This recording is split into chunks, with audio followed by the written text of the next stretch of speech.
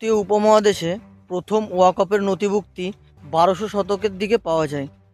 মুসলিম আক্রমণকারী মোহাম্মদ ঘুরি স্থানীয় হিন্দু রাজা পৃথ্বীরাজ চৌহানের বিরুদ্ধে এর পর ভারতে মুসলিম শাসন প্রতিষ্ঠা করেন। দুটি গ্রাম লিখিত অনুদানের মাধ্যমে ওয়াকফ হিসাবে দান করেন। দিল্লি সালতানাতের শাসনামলে ওয়াকফ সম্পত্তির ব্যাপকভাবে বিস্তার ঘটে।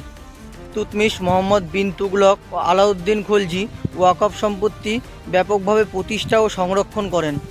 তারপরে মুঘল সাম্রাজ্যের আমলে ওয়াকফ সম্পত্তির আরও বেশি প্রসার ঘটে।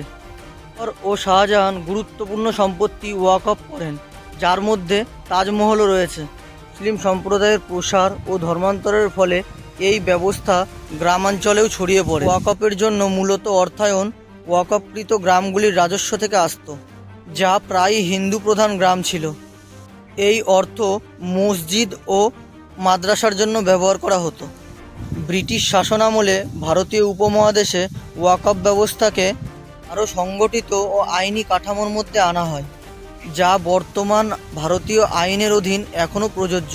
1913 সালে ওয়াকফ বোর্ড গঠন করা হয় এবং 1923 সালে মুসলমান ওয়াকফ আইন প্রণয়ন করা হয়, যা রাজ্য ওয়াকফ বোর্ডগুলির কার্যক্রম ও সুষ্ঠু প্রশাসনিক পরামর্শদাতা হিসাবে কাজ করত। ওয়াকফ হলো মুসলিম আইনে স্বীকৃত একটি স্থায়ী উৎসর্গ। এখানে অস্থাবর ও স্থাবর সম্পত্তি ধর্মীয় উদ্দেশ্যে দান করা হয়।